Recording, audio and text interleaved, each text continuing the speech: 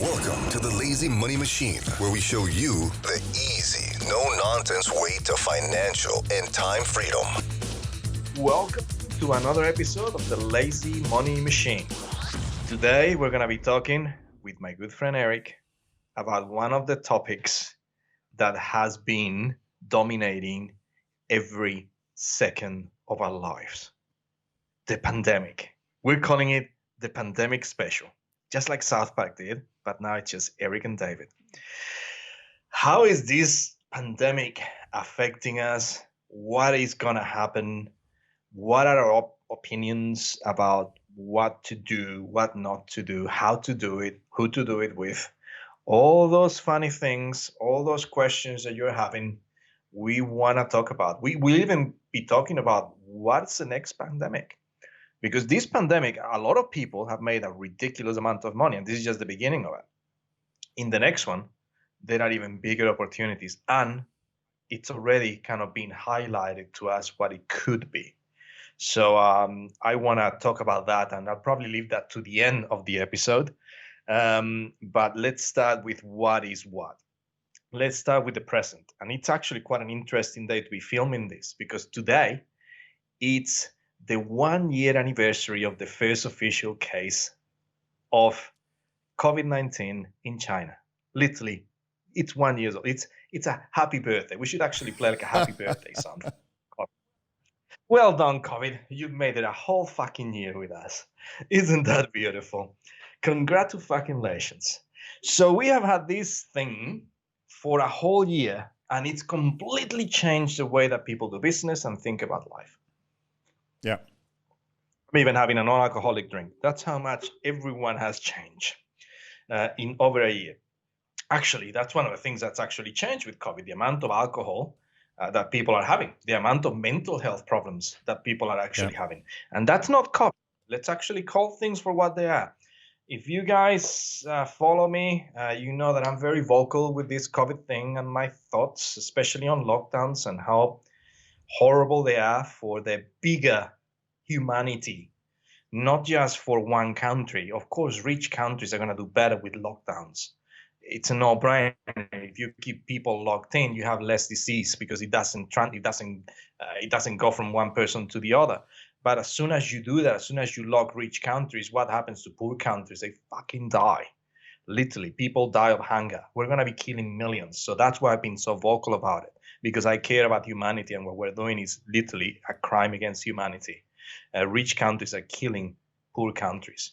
And it breaks my heart every fucking day that I wake up and do that. I know I've gone too deep too soon. I get it. But I don't want to go and talk about this, okay? If you want to know more about that, follow me, and you can agree or not with me. I'm always open to ideas. I'm not a stubborn pig. If you have any ideas, if I'm missing something, please do tell me, because I come from a science background. So that means to me that if you have new data, you can change your theory, and then you just move on with it. It's not about being right. It's about what is the data telling us now. So the data is telling us that this thing is not as dangerous as it was. The data is telling us, actually not the data, actually the news is telling us that we have vaccines now that seem to be effective. Whether they are safe or not, it's a different story that it's not for this podcast. Actually, kind of could be, to be honest, because it could bring an interesting paradigm to society. But my assumption, and this is my assumption, I'd love to hear whether, because we haven't discussed this, we're going to be talking about what we feel, and Erik may feel very differently to me when it comes to this very hot topic, is that we're in the last few months where COVID-19 will be dominating our life.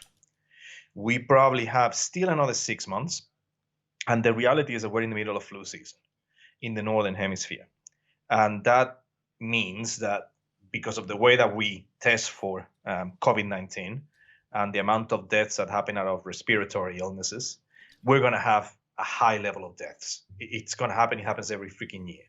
So with this virus around, it's probably going to be a little bit higher. People are going to freak out. News is still going to be very negative out there. People are going to die. things are still going to be shut down for a bit longer. Vaccine is going to come like a white knight, even if this thing is obviously losing the power that it made it so lethal. Then the mutations are making it less lethal, and that's what we're seeing on the numbers when it comes to cases and deaths. Maybe we know how to treat it better, but again, whichever reason it is, it's going now less than it's going to be around 0.1%, which is what I predicted in April. Not that I am a scientist, but it was still pretty obvious then. So it's we're seeing the last bit, hopefully, of COVID-19 in terms of the way that it dominates us. So what is the legacy that's going to leave us? What is going to change in our society, and how can we take this as an opportunity to make society better and potentially create some profits? I don't believe that one thing goes against the other. We can still make society better while creating some profits. Going back to mental health, it's also going to be creating financial health issues.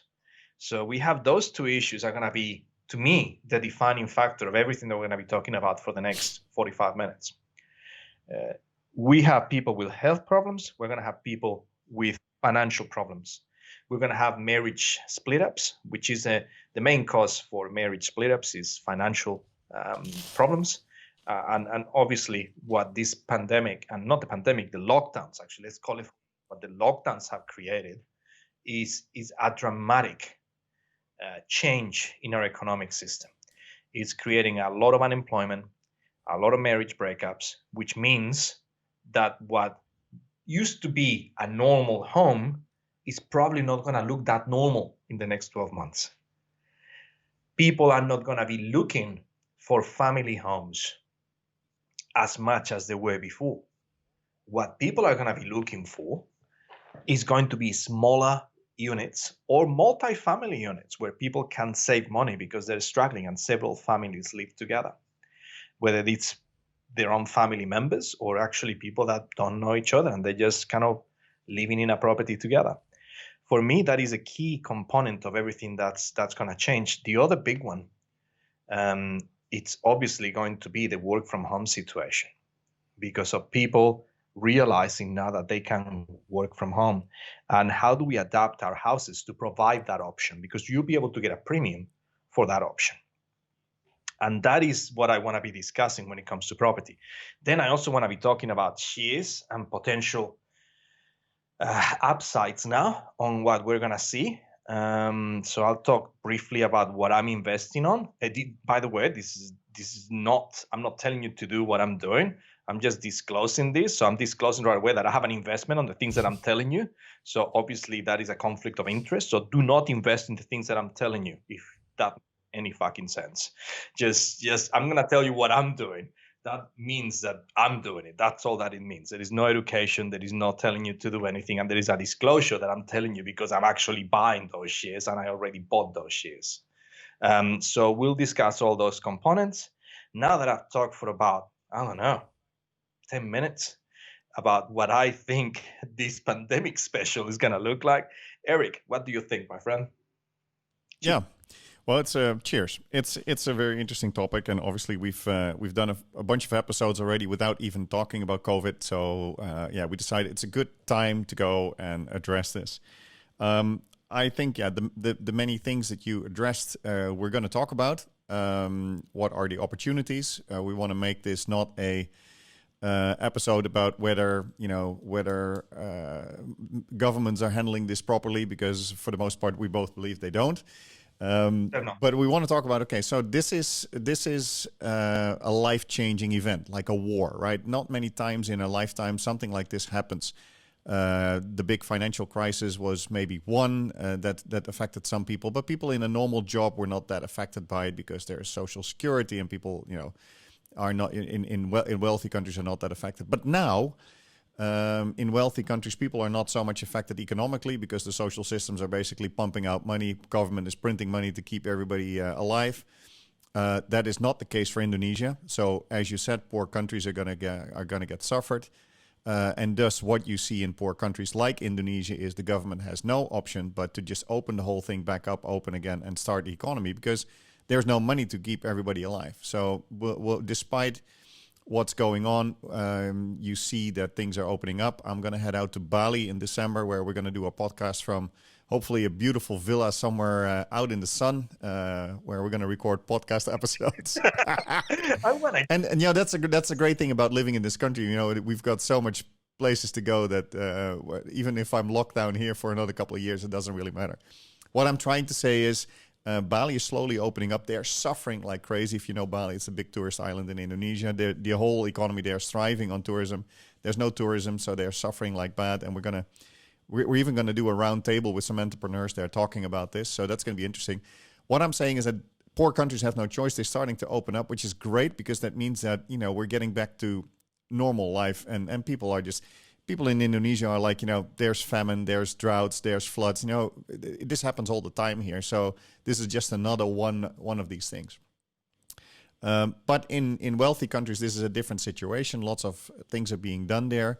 But what I wanted to get to is that the economic effect of this can be felt by people, but that's not the main thing. The main thing now is that we're being limited in our freedom. And for many people, this is causing a lot of issues because they're locked down in their homes. They are working from home, which is something they're not used to. They are 24/7 with their wife and the children. Or worse, for young people, they're 24/7 alone without their friends. So this time around, the rules or the things that are being implemented by many governments are affecting us on a very deep level. Because money problems come and go and people can live with that. But these kind of limitations of freedoms are going to affect people for the long term. Same as during a war. During a war, you can't go out. We had, lockdowns and evening clocks and God knows what in the Second World War, right? So that's the really big effect. Now, the first thing I wanted to talk about before we go to what can we do about property, what can we do in other investments, that's great. We're going to end up on, look, there's opportunities here. But what I wanted to get to first is our lazy lifestyle. How come that the way that we live, it is hardly affecting us? Because, we have built our life around not having to go to an office, not being dependent on a job, having to learn to create wealth, create money, create activity, run projects. In our shorts from the living room or from, a separate room we have to work from. So you and I are in a bloody awesome situation because for years already, we've trained ourselves for this lockdown, David. It doesn't affect us because nothing changes. We've already been at home for most of the time. We've already been with our families for most of the time. So yes, we hate not traveling because both you and I love to go and travel and we can't wait to go and do that again. But the fact that, the world is changing, it hasn't affected us at all because we've built this lifestyle already for such a long time that lockdown or no lockdown, life is more or less the same for us. And since we know this, we have the tools to, one, stay active, two, separate work time from family time because we had to do that already anyway.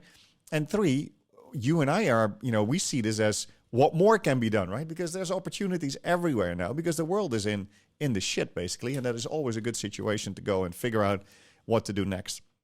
So that's what I wanted to add to that. And I'm so glad that I'm completely unemployable and haven't been in an office for God knows how long because it hasn't affected me at all. How about you? Well, honestly, it kind of has affected me a fair bit. And not in the way that I make money, but I do enjoy, funny things that I thought that I wasn't enjoying speaking in big stages and traveling anymore. I honestly was getting to that point when I was like, do I actually want to be doing this thing anymore?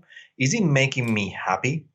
And I was having serious doubts. I mean, I was getting to the point where I didn't want to do speaking, especially mid last year, around June, July. I got a bit of reinvigoration, I would say, especially at the end of the year. Even February, March, I had a couple of really cool events. But it was still tilting. I didn't know whether I wanted to be doing any more speaking. What I've realized over the last year is that I actually really miss it and I really enjoy it. And I cannot wait to be on a big stage again. Even a little stage, any fucking stage would be good at this stage, really. That's a lot of stages. But as long as it's more than 20 centimeters high, right? Right. Not get a chair and stand on fucking chair. And just talk. And I think that this these podcasts have been really good for me as a way of because that's a way that I usually present. Yes. I don't do it in any different. I don't prepare for a presentation. Yes, I'm prepared, but I don't memorize stuff or anything like that. It depends on the day. It depends on how I feel. It depends on what's current. It depends what's relevant because I know the topic inside out. So I don't need to memorize stuff. I'd rather just talk around it. So this has been really good for me because it's a way of letting out that I thought I didn't need, but I actually do need it. So it's definitely changed my life quite drastically because I did enjoy that, but it's made me realize that I do enjoy it. My problem now, if it is a problem, is that I don't know if it's going to happen again and when it's going to happen again. I do feel that it will. I do feel that this cannot continue like this forever, and we have too many industry dependents on people coming together. And I obviously feel that people do better when they come together. It's you go to any of the Tony Robbins events, the amount of energy that you get on something like that is huge, and he teaches as well just how much energy and just to celebrate. You cannot celebrate by yourself past a certain point. You need someone else to then just vibrate at a different level, right? So the amount of energy that you get of more people being together is huge. And I've asked my friends, my followers, do you guys miss those events, live events? And they're like, yeah, fuck yeah, we cannot wait to that. We haven't experienced anything like that. This Zoom bullshit doesn't work, you know? It doesn't. You cannot get the same thing in front of a computer. You just can't. It's not the same feeling. So it has changed my life in terms of I used to be flying everywhere, doing things. So now it's just more from home. But when I got home, it's life as normal. I tend to stay away from people because I talk to a lot of people in the events, and I give 120% when I'm there. I don't give 90, I don't give 80, I give that and then some more. So when I get home, I just don't want to talk to anyone, and I'm usually very solitary in the way that I do things like that. So I basically live in a lockdown when I'm here. It's not very different at all. And in terms of the way that we make money, it's through property. So well, it does. By the way, a little plug. I'm seriously trying to put an event together in May, June next year in Bali. So if travel is allowed, you have to come over and come and speak because we're going to put something really, really fancy and cool together there. I really hope it's going to go. I'm going to try to secure some venues when I'm in Bali in December and then see if these guys are willing to play ball. My view is if it... But the thing with Indonesia and Bali is they will have to open up, like I mentioned. So I think the chance of doing a live event there will be really good. If it goes wrong and doesn't work in May, June, then I'll lift it over the summer holidays there and do it in, I don't know, August or September. So I'm actively going to pursue doing something, and that's coming up. So hopefully I can offer you a place to stand on a 30, 40 centimeter podium and speak to people again. Make it 10. I'm okay with it. So I'll be... Yeah, but I understand your point, and that's also how I feel. Zoom is not the same. People together creating energy is something that we both miss a lot. And I do believe with you that live events are going to come back, and certain people are going to go there despite possible fears, because the need for connection is just so much bigger than the fear of this stupid virus. So people are going to get together, especially the higher conscious people. They're going to see that this is all bullshit, and they want to reach out and reconnect. So I do think it's going to happen, but I think for the masses, I think this is going to be quite a while before you see a Tony Robbins event again with 5,000 or 10,000 people in a stadium. That's going to take a really, really long time, I think. Yeah, I think that it really... I don't think that it will be the people, because you said something that I agree with 100% wholeheartedly. I think that the people that go to those events on a regular basis, they tend to be the same people all the time. They're not scared people. They're not people that are going to be fearing for their lives. First of all, because they know that maths is pretty fucking simple. I mean, your chance of dying is 0.1 fucking percent, and it kills people which has pre-existing conditions. Well, if you're fucking healthy, the chances of dying of this, it's gonna be less than actually the drive going to the event. So it's pointless to even remotely worry about it. It's just logical math. Okay, and people that come to events usually are wanting to get better and do things, and they think. So because you think, you cannot be scared of this. But what you said, that's actually, and I don't want to go into that, but you said that's really cool, is that you're having an event May, June. And that's the timeline that I want to be thinking about and I want to be talking about here. I think that we're going to return to some level of normality around then, May or June. Countries like New Zealand, we're going to struggle. And I'll tell you why we're going to struggle. And we're going to struggle because they're going to make mandatory things. Well, the vaccine will be mandatory, even if they say that it won't be. So essentially, if I travel out of New Zealand and I want to return, I'll either have to quarantine to my expense, which is not a bad idea, to be perfectly honest. 2 weeks in a hotel, as long as I can choose a hotel, I'm not opposed to it.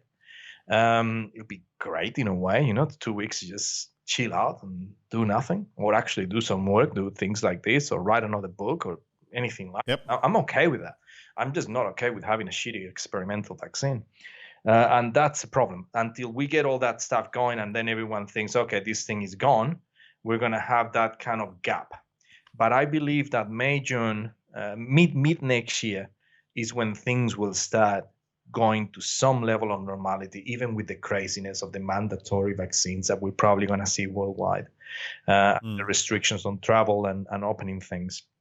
But it's going to leave an imprint that's going to last decades, absolute decades.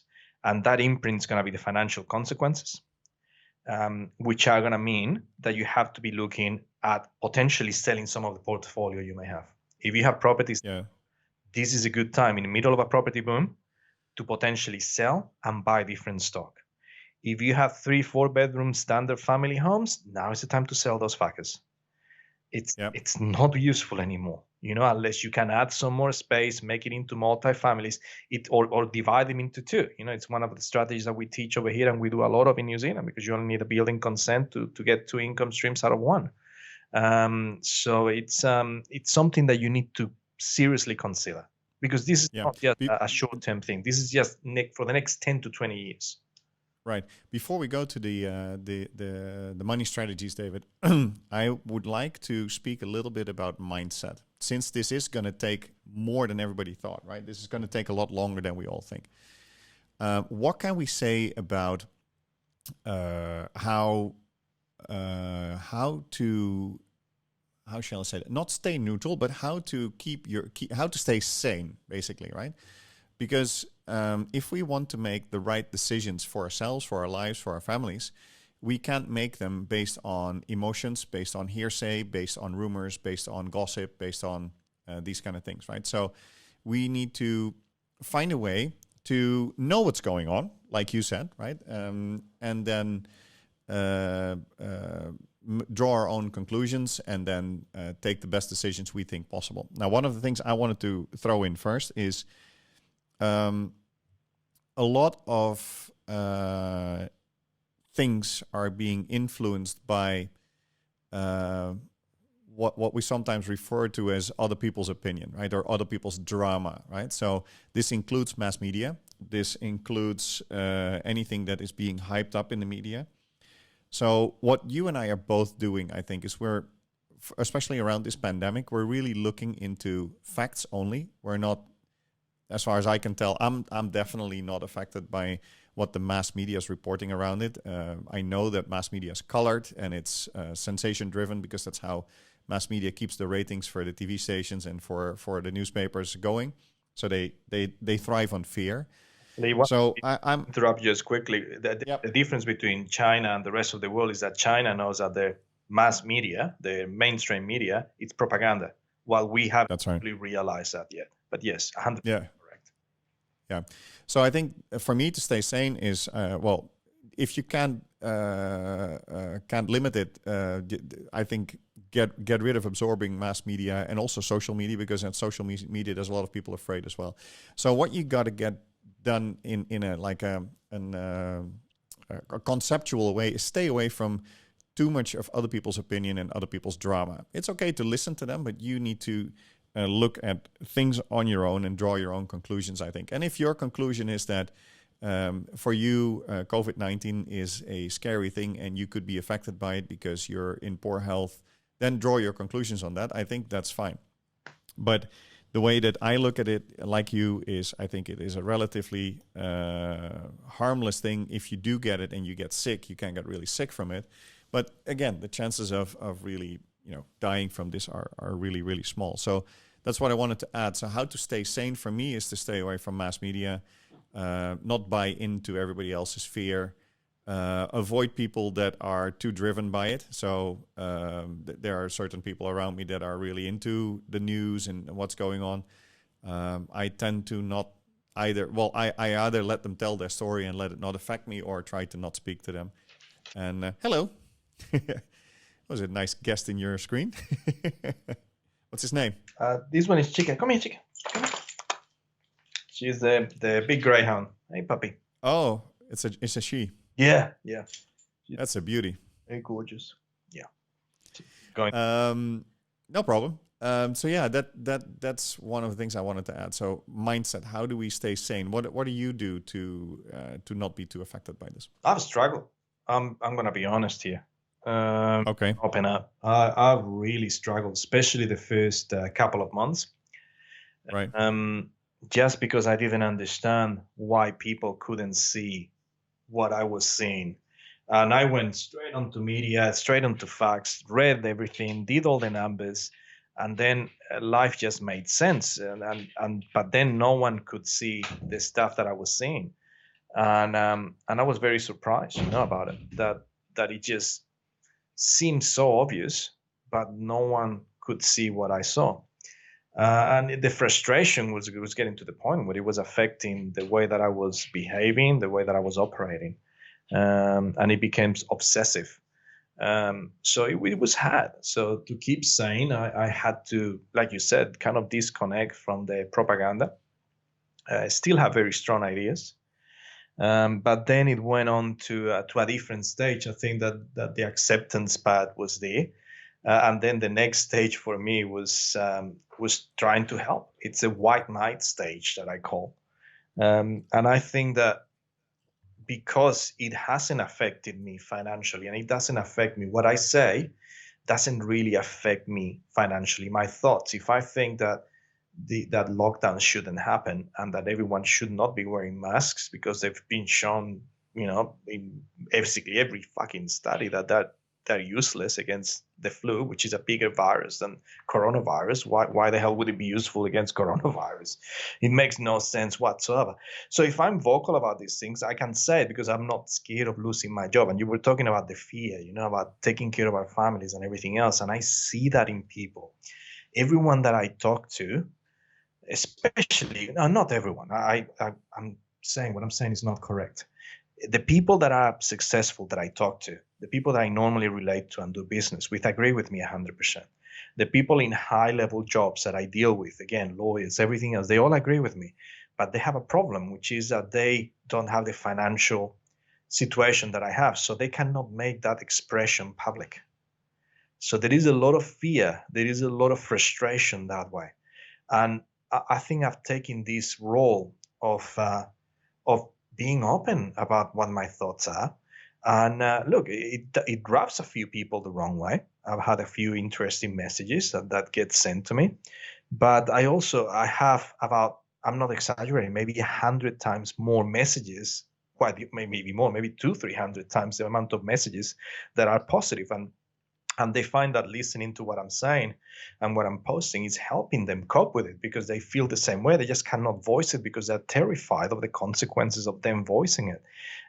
For example, there was someone saying, be careful, like one of the employers, big employers here, because you may not be able to get another job if you keep posting this thing. This is the kind of shit that absolutely terrifies me. And I want to call out everyone that's in my position, in a position of financial, how can I put it, freedom, or a good financial position where they don't have to worry about things. And especially people that are colleagues of mine. I have a lot of people, obviously, that I've spoken next to, and we all teach wealth creations because we created wealth, right? So we can teach other people because of what we've done. Well, very few of you guys have the balls to make a stand. I don't give a shit if you agree with me or not. I couldn't care less. Just make a fucking stand. If you agree with the narrative out there by the mainstream media, tell everyone that you agree with the narrative out there. If you don't agree with it, also say it. Just don't be scared. Don't be a pussy. And I'm not saying it in a despective way, just the way that I speak at times, right? And that means that you're being a coward. And you're being a coward because you don't have the convictions. But I don't think that they don't have the convictions. My problem is that they don't have the wealth. They're basically a fraud. So I'm calling out everyone out there that's in wealth creation to either call yourself a fraud, which is that's what you are, because obviously you're not wealthy enough to be able to make a stand and piss people off, or you worry too much about what people think. Or just make a freaking stand. Just say something. I think that the more that people say it, the more that we know that there is a division. And that's what's happening in another big hot topic, which is obviously the national election in the US. That was an election about Trump or Biden. To me, that was an election between lockdowns and no lockdowns. Between thinking, being scared about the virus or learning to live with the virus. And it's 50-50. It's not. It's not more, it's not less. It's 50-50. So we have a big group of people that think the same way. We're not by ourselves out there. So the more that we make ourselves outspoken and out there, the more that I think that this nonsense will go away quicker. It will go away quicker. That's what I meant. So it's for me coping with it. That's a mechanism that I've used. I've actually gone balls deep, really, and just put out there my views and not holding back. At the same time, listening to everything and every angle. And I want people to give me information and data. If I change my mind, if I find something that terrifies me, that makes me scared of the virus, and I think that we should do it, regardless of the cost of lives that will come as a result in third world countries, well, then find me the information and I'll go with it, But at this stage, don't tell me to wear a mask. Don't tell me where I can go and not go. I believe in I know you didn't mean it like this, but I do. If you have a problem with your health, take care of yourself. Maybe this is a good time to be able to look at health in a more holistic way. We know that the people with obesity issues are 3 times more likely to die from this virus. Well, shouldn't we be targeting that? I mean, that essentially means that we can cut a ridiculous amount of death and make it even less in terms of fatality rate, make it smaller than the flu. Just by getting rid of obesity, shouldn't we get rid of people smoking? Let's look at health in a bigger way. This is what the virus maybe was here to do. It's just to teach us to look at health and life in a different way altogether. At the moment, we're not doing that. We're just terrified of something that's not that scary until I find something else. So eventually, things will come to normal. But in terms of mindset, Jesus, it's taking a toll on me. That's for sure. And I know a lot of people that it has, because it's not normal. I mean, I feel like I'm living in a parallel universe where nothing really makes sense anymore, with the people at the top have some kind of weird agenda, because it makes no sense. The decisions that we're making make no sense for us, especially in Western countries. Did it make sense in China to lock everything down? Yes, because that's the Chinese way. Okay, the communist way, everything is controlled. The food chain everything is controlled, right?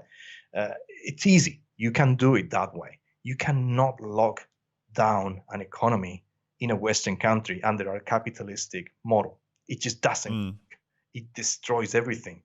It stalls the machine, and when you stall the machine, everything falls apart, and the problems that it creates are a lot bigger than the virus.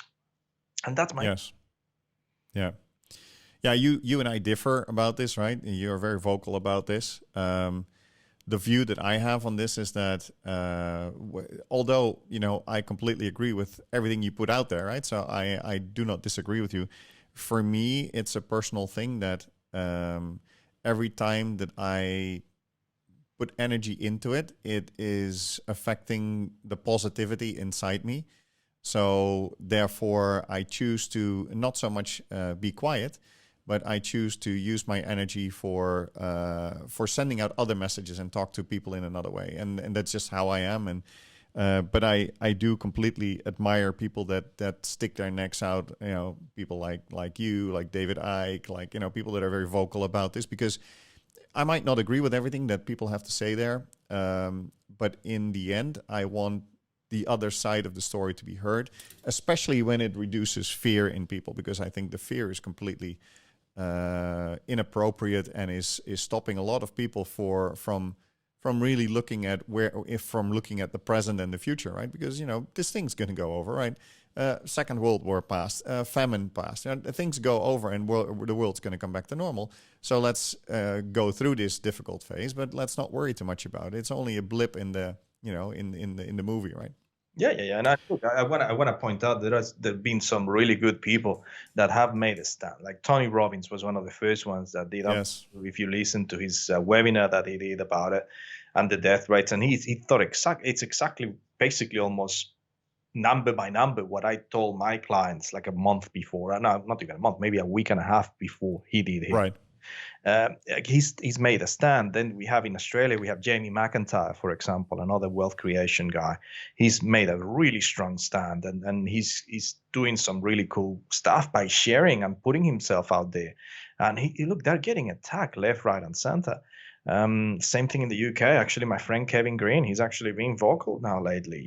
Just putting stuff out there. Well done, Kev. That's I love that. I love what me it shows that they are good people. They actually care about humanity more than I care about their profits. And obviously, they're in a position where they don't have to care about their profits, which is great. It's good to see.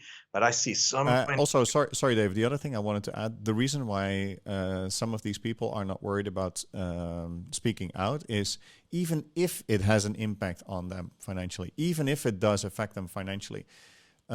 They are, or we are so confident that the world's going to come back, right? I'm now cash flow wise going through quite a tough time, but does it really affect me? No, because I know what the total picture looks like of what I'm working on. I know what's coming next year. I know the new projects, so I'm not really worried because things are going to change again. And even if I would lose some of my wealth, I'll make it back again. I know what I do. I know how to do it. So that's why.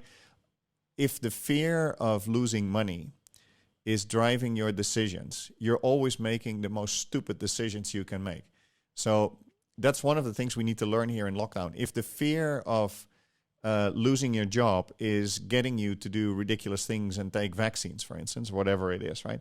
Then that's the problem. But we're teaching you here to get over the fear of losing money by being more confident about ways to make it. I think that's what I wanted to add to what you were saying, David. Yeah, completely. And I'll just add the last thing for it. It's just for me things like pivoting, which is what all wealth people were teaching, that they were all pivoting their business. I fucking hate that word, like I get what it means, but there is, if your business is the way that it is, you don't need to pivot it. You don't need to change the way that they did it.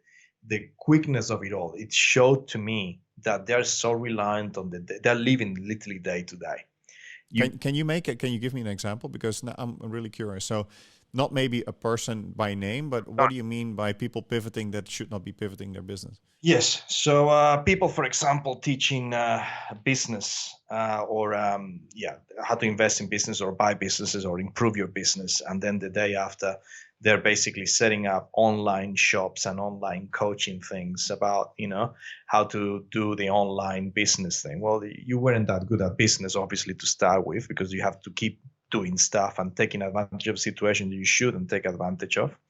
And you're not an expert anyways on online business regardless. So why are you actually trying to push shit when, you really shouldn't? At this stage, there are more important things than money. And I think that it comes back to what we were talking about. We are in a pivotal, and I don't want to use that word, but again, I'm going to use that, pivotal and pivotal. Transitional. Yes, transition. Well, it comes down to one of the most important times in our history because of the freedoms that are being eroded from us, and we're okay with it. And that's what we should stand for. And because we're in a privileged position, we need to make that stand even stronger. We cannot just make money. And to be perfectly honest, again, this is like full disclosure. I'm making more money now than I was making before COVID. So, and I haven't had to pivot anything. I just had to just keep doing what I'm doing or change a couple of little things. But I don't have to do that. I don't have to downsize my product, so that I sell now a shitty online product. It's just not really what I do. I have high quality. That was always my thing. right? That's always been what I do. It's high quality products. I'm not downsizing because of Mm. some bullshit that we've come up with. If anything, now what I need to do is to be even more vocal, more strong about how important it is to have quality and how important it is to fight for everyone else's rights, especially when their voice has been muted. Whether it is because of all our freedoms that are being eroded, like I said before, because of all the amount of coercion in social media, in work situations. It's crazy, absolutely crazy. And I think it's our responsibility now to speak up and say it as it is. And if people don't like it, you know what? Tough. That's the way that I think. And you don't have to agree with me, but I'm sure that I'm making people think. Yes. And that's all I care about. Yeah. They just need to think. Yeah, I'll reconsider how I think about this, but it's a very good point, and I like your point of view here. That if you're in a position where you can stand up for yourself, you should make yourself heard because people are able to listen to you. Cool. Thank you for clarifying that. Let's move to opportunities. So how does this pandemic create opportunities, or how should we as business people look at the world and position ourselves in a better way? What's your view on that?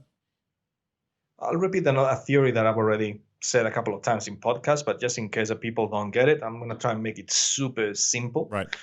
Which is the asset bubble theory. So the printing of money that Western countries are doing, and you referred to before in the episode, means that if you're printing money, if you're creating money out of nothing, something has to come up in price. Unfortunately, because of the unemployment levels and lack of economic stimulus, and nothing is really growing, everything is dying, right? When it comes to the economy, our normal everyday inflationary products like buying a beer or a computer cannot happen. It cannot take place because we will not have the buyers. So you cannot increase the price of an item when people are not going to buy it because they don't have enough money. Mm. So what are the items that can actually still be purchased? Assets. That is really what we're seeing. And the asset bubble that we're creating is especially seen on three different items, which is commodities, especially gold, silver, oil. Now it's starting to come up after the smash that it had. Then we have real estate, which is absolutely massive, and we have the share market, which is going from strength to strength after the drop that it had literally immediately after the initial measures of lockdown. So we are living in an asset bubble. This is just the beginning of that asset bubble because the money is not going to dry up. And there is going to be no other way of creating wealth. So a lot of people are going to be trying to put their money into these assets. It will only stop or slow down once that the banks start restraining the lending. But at this stage, they can't and they won't because all the printing of money is done through the banks, through bonds, so that they lend more money. So it's incentivizing the lending. Mm. So this asset bubble is just at its infancy. I think there was a couple of experts around Australasia actually predicting that property prices around here will double within the next 6 to 7 years.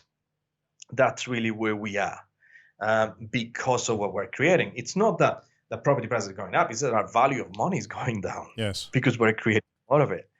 So if you have cash now, you're an idiot. You're seriously an idiot. Mm. You need to do something with cash. Cash is losing money every freaking second. It's dropping down in value.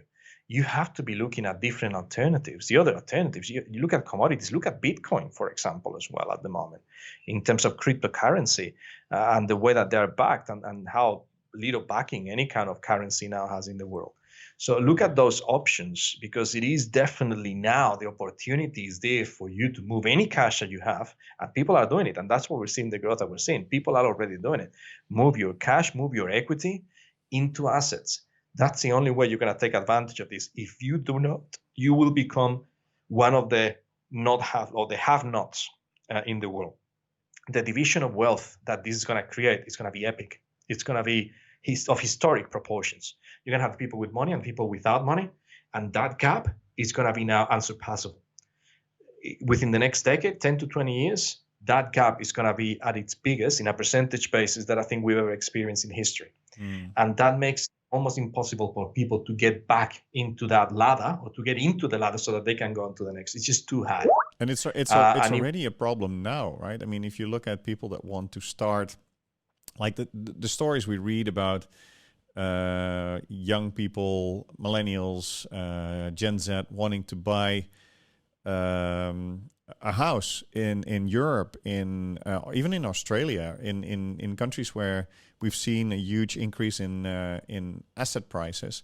They're basically chasing their tail, right? Because the lenders will require you to put a certain deposit down. You'll have to lend a lot of money. You'll need to have a job that's basically covering the mortgage. It's already really difficult for young people to get into even buying their own home, let alone investment properties. So how do you look at that? Is that the thing you're talking about that's going to escalate, or is it even going to be worse?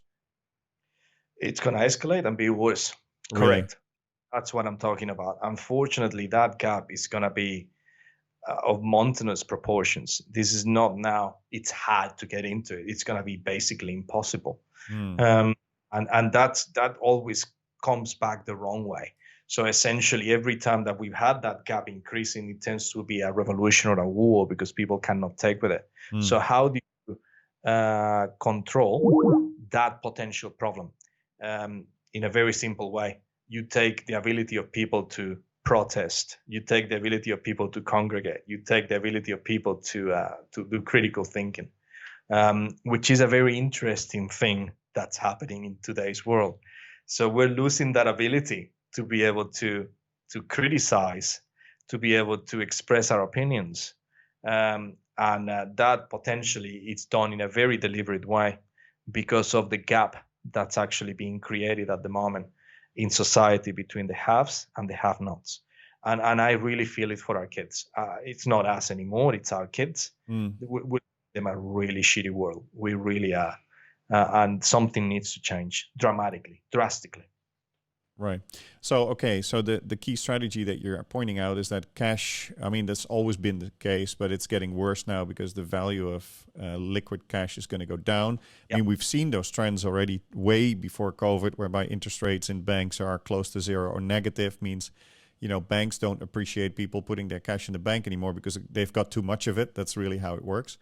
So the value of cash has already been diminishing a lot, but there is something with, I think, so this needs to have a massive mindset whereby many people need to understand what assets are, because most people don't understand what an asset is, right? They don't understand that putting money in something that makes money is possible, because they are used to growing up working for someone, making a salary, paying taxes, and living from the cash flow, quote unquote, that comes from them putting in their hours for someone else.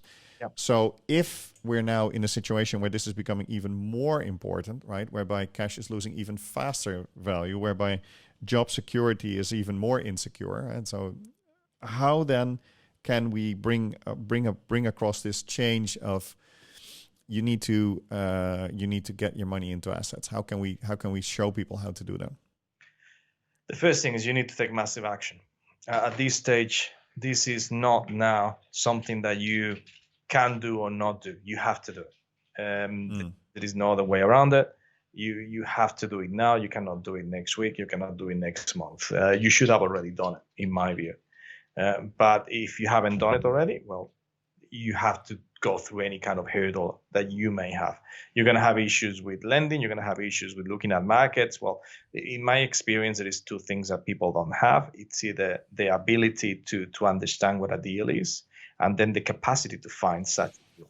So if you have those two abilities, you're going to be able to find something that makes sense, but you need to put your money somewhere. And if you don't have money, well, doobie-doo, that's even better, because that means that you need to have the ability to find and source money from other people, which is a great ability to have. It will keep you safe for the rest of your life. And the way that you do that is, again, by identifying and being able to get good deals that people can buy into. So this is the moment where when we look back in history, when we look back over the next 20, 30 years, people will regret not taking action. Because what we're going to see in terms of assets over the next decade, it's going to blow people away. Because there's nothing else can go out can go up in price without causing riots, literally, because people just don't have the money. And it is unfortunate to be living in this situation, but at the same time, people like us will make a ridiculous amount of money, and I'm not proud of it because it's not even hard. It's actually quite simple. It's just by buying assets. We haven't created anything. We're not really doing anything to get that value. It's just that the bad decisions from the people at the top are creating that opportunity for us to be able to set ourselves up and set our kids up for forever. Right. But we do have to just find money and invest today. Okay.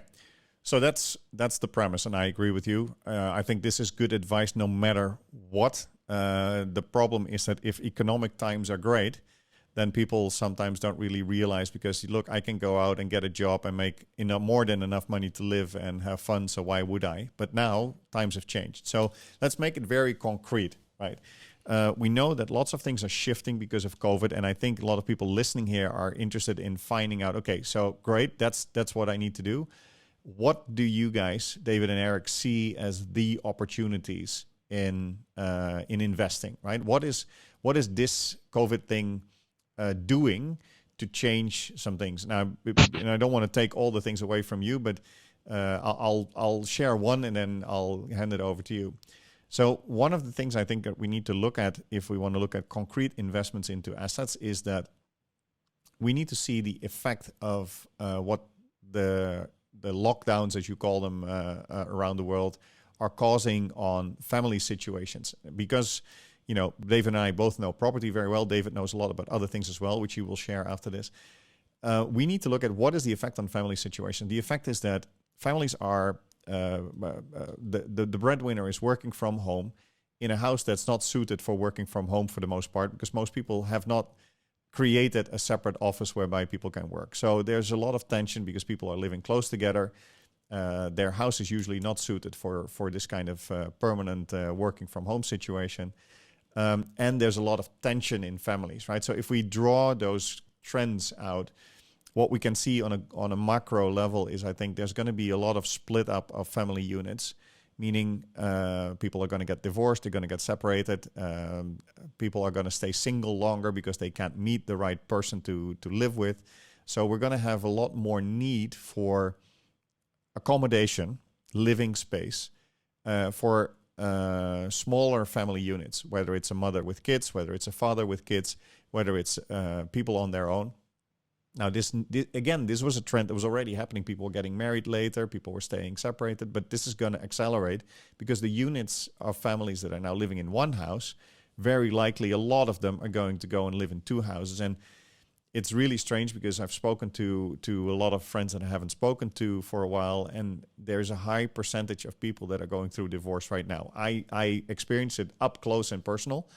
People I know, people that are in this year, 2020, are going through a divorce. That's not a coincidence, guys. This is because things are being put to the edge, knives are sharpened, differences are coming out to the surface, and therefore people are deciding, I can no longer stand this. And this is accelerated by losing jobs, by pressure from the mass media. All this thing is coming together. So good, that's a trend. So that's what we can anticipate, and that's what we can look at as investors and smart, lazy people who are looking at the world and the markets in a way that, look, we can anticipate this. So for instance, a couple of things that I've been looking at concrete in my portfolio that I want to move forward. I was very tempted to go into family housing to diversify. If I would go into family housing, I would look for properties that have a garden, because then we can create a garden pot or a temporary unit in the back of the house where you can create a home office. That's one thing I would look at. But the more and more I look at the situation, I'm more interested in growing small units, single occupancy units, not multi-family, but in the UK, what we call homes of multiple occupation, or it's not the dorm, but it's co-living. Yeah. What do you call it? Sorry? Boarding houses. Boarding houses. Yeah.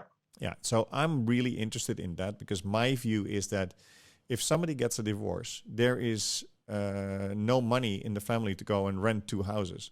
So one of the people there will have to go and live into something temporarily at a smaller price. So I'm still really interested in that kind of accommodation whereby we can create affordable studios where people can live on their own. And if they're in areas where there's good economic activity going forward, I think we'll be in a good spot. So anyway, that's how I look at it, right? So just one trend out of this whole COVID thing, which we take out, which is possibly families breaking apart, which I think is a very likely scenario. Now I can take decision, okay, I believe that that's going to happen. So therefore, my strategy going forward is going to accommodate for that. So how do you look at this, David? How do you look at the effects of this and how to specifically invest in something? Everything that I was going to say, you're basically taking it out of my freaking mouth. I don't even like it. Sorry about that. But your strategy is slightly different, right? So you also do a lot of trading and you do a lot of... Tell me how you look at it. And your country is different, so... Yeah. And trading will be okay for the next 6 months, but then will become a little bit harder because the demand will drop a little bit when it comes to those quick flips that we're doing now. But look, I'm not scared of it. I've done trading in any kind of market conditions. It's pretty easy. The other trend and the other thing that we as investors, especially in a good privileged position, could be looking at, and I am looking at myself very deeply, and I'm talking to several of them, is social housing providers. I think that what we're going to see is it's a lot of people that are going to be hurting because they're going to be unemployed, and you need to give them a suitable place to live and remake their life and figure out what's next. So social housing providers is what it is. And look, as an investment, it's actually a pretty cool investment because you get to help people and you get to get leases they tend to be anything between 10 and 15 years long. That's a long time that you're going to have absolutely zero vacancies. You're going to have no management issues whatsoever because the housing providers usually manage those properties for you. And it's very easy to put together and procure.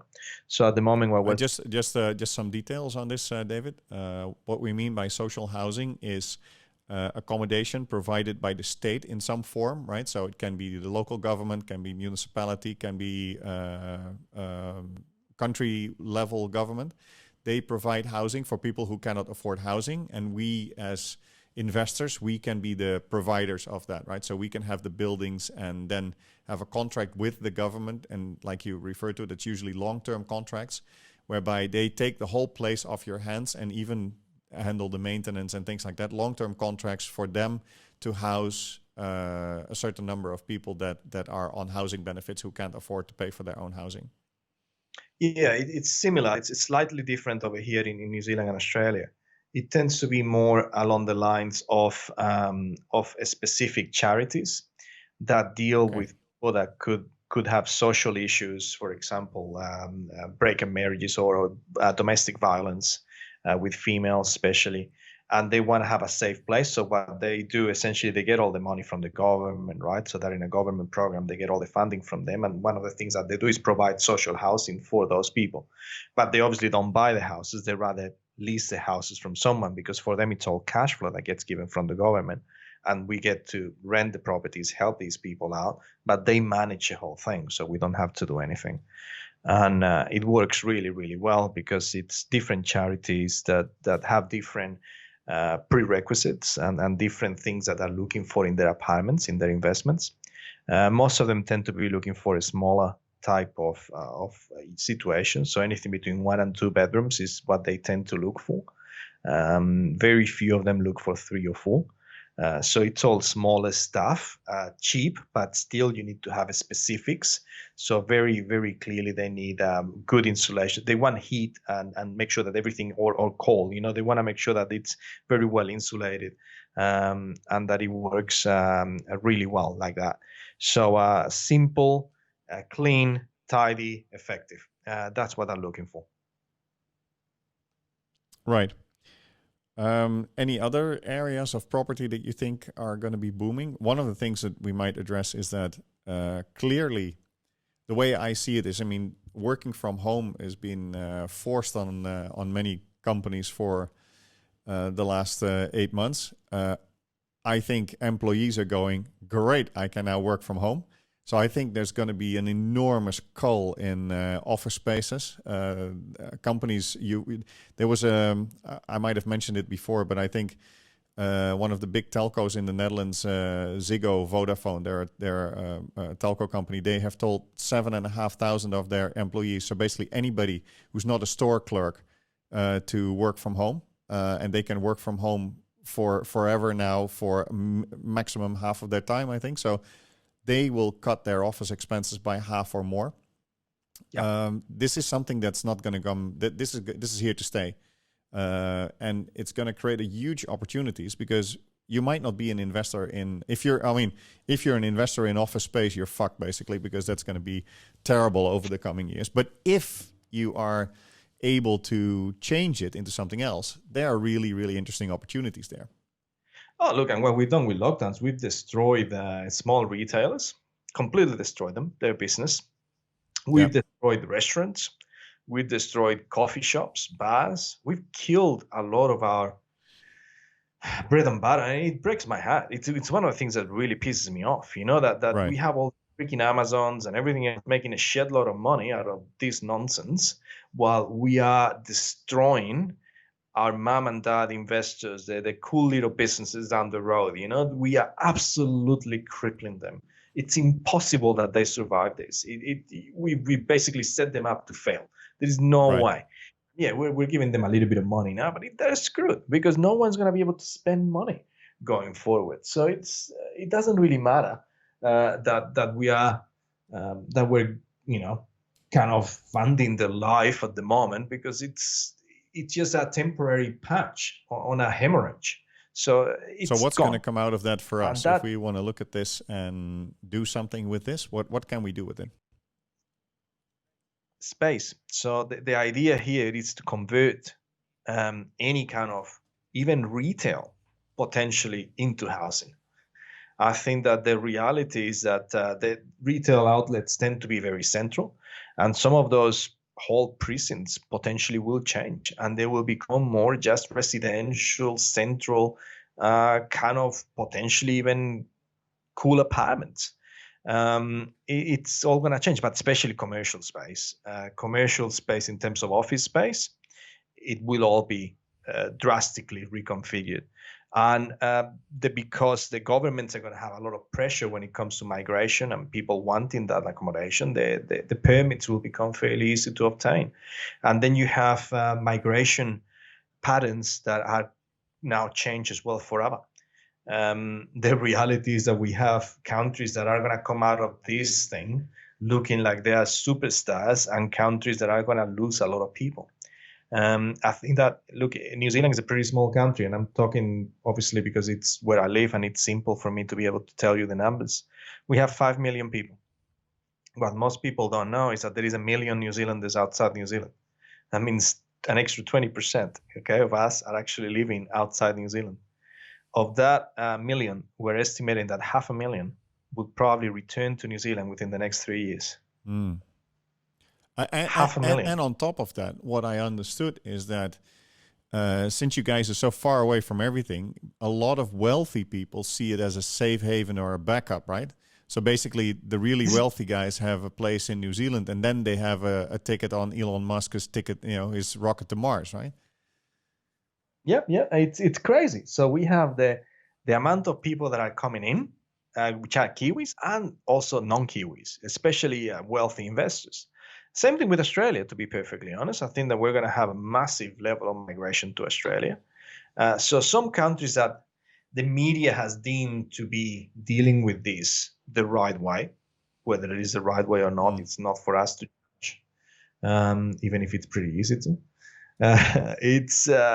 They are going to have that level of migration that's going to go completely ballistic. So besides the asset bubble created by printing money, we're going to have another property bubble created by migration patterns. So what we're going to do is completely change the global positioning of property prices to a scale and a speed that we have not experienced in our lifetime. We just haven't, because these patterns, these movements are just too large. They're just an unprecedented scale. and the move that is going to happen, it's already happening, and it's going to be getting even faster. So we will see those patterns, and potentially trading is good, looking at patterns when it comes to taxation as well, and what can you take advantage of when it comes to taxes, and keeping your money. So it's just looking at all those things that are going to be pretty damn useful. But that to me is where you need to be thinking, is what's going to happen next. What are the migration patterns? What are the supply and demand issues? What about the cost of building new houses? What about employment? How is it going to go? How is it going to affect all of this? And I think that we're going to see some massive changes going forward. And I think the opportunities that you have actually mentioned and that I just briefly talked about is enough for people to completely do amazing stuff in property. And actually, I'm concerned that it's already over an hour, and I know that attention spans tend to go down after that. Shares, I did promise you that I was going to tell you about the shares that I was buying, and that I was looking at buying because of a period of recession. Really, that's what's driving my investing at the moment. So I'm going to be looking at a specific cheap value items, and not the share itself, but the people now are not going to be going, and it's pretty proven that people do not go to restaurants when they don't have money. They go to McDonald's, they go to Burger King, they go to any kind of outlet like that, like cheap kind of date night for people. That's the kind of stuff that's going to go up in value. So you want to be looking at anything like that. Then you have things like Apple making new apps and different things, and different app creators, little things that people can spend 10, 20 bucks, 30 bucks on. Just go for the biggest names when it comes to those things, and you're going to be fine. At this stage, one of the biggest things and trends that we see at the moment is the storage of data. And this COVID situation has completely magnified that, because we are literally saving everything that everyone does. So server storage is a big thing. Biggest ones, obviously, Google, Microsoft, Amazon. So as a three big blue chip investments, you cannot go any further than those three. Simple. The other big one that's actually involved in any kind of microchipping and cashless societies and so forth is MasterCard and Visa. But especially MasterCard seems to be making bigger steps. So again, I've invested heavily into that. So those are some really good ones that you can just get your teeth into. Then there'll be a lot of healthcare issues. There is no way that this is not going to create massive healthcare issues. So any kind of healthcare provider and insurance, healthcare insurance providers, you're going to be doing great. Because this is going to create a lot of health issues. These lockdowns, getting people in the house without vitamin D, you're going to create a lot of shit. The stress, everything that we're putting to, just imagine the level of cancers, the level of other diseases that we're creating because of what we're doing to people. It's going to go through the roof. So anything like that's going to be great. And gold. The way that I see it, gold, but even better than gold is silver.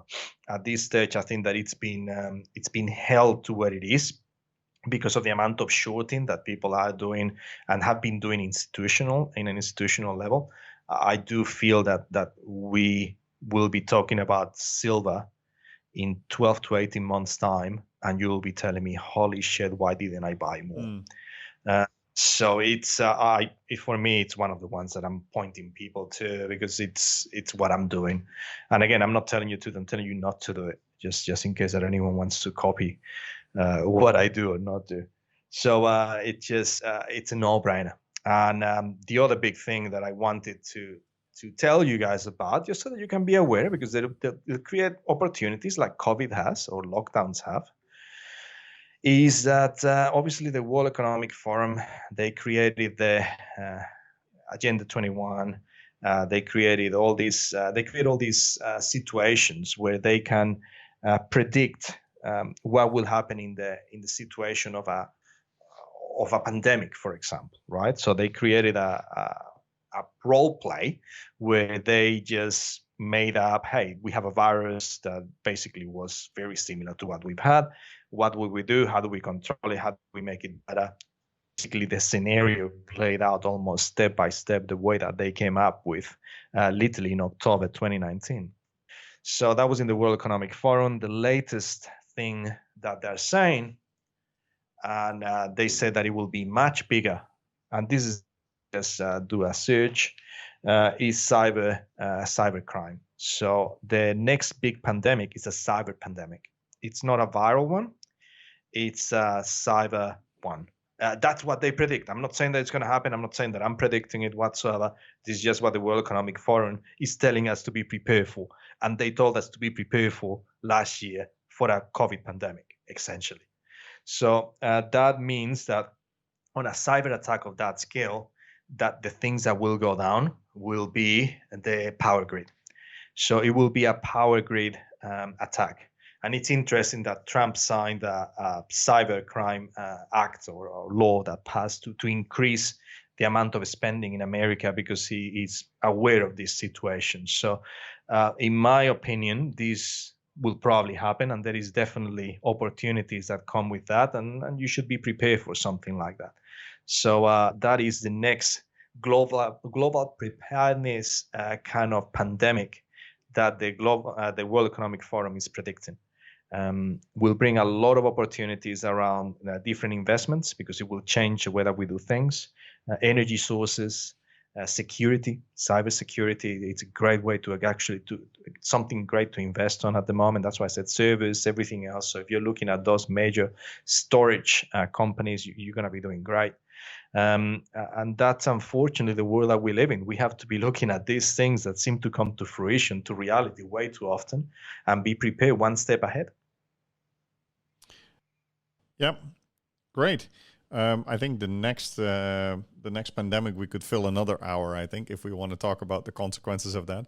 But I think this podcast we addressed the current pandemic situation and the opportunities that it brings.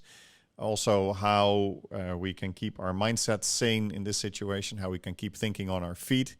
How David mentioned that if you're in our situation of being wealthy, you should also speak out your opinion so that your voice is heard. So that if you're level-headed, you should speak out with a level-headed opinion instead of parroting everybody else.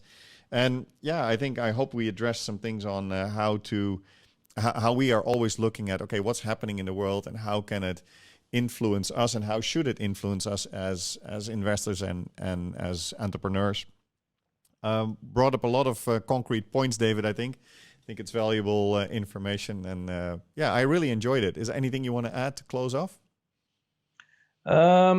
No, if anything, I probably want to add that in these vaccine technologies, I just put another stock out there, Moderna stock. I told people to actually purchase, and it's exploding again. mRNA vaccines are going to be changing the way that we look at a lot of health issues that society has these days. This one potentially will come with issues at the beginning. That's a reality, but eventually will take over. So any kind of Pfizer and Moderna seem to be leading the charge when it comes to mRNA vaccines because they were initially invented to treat cancers.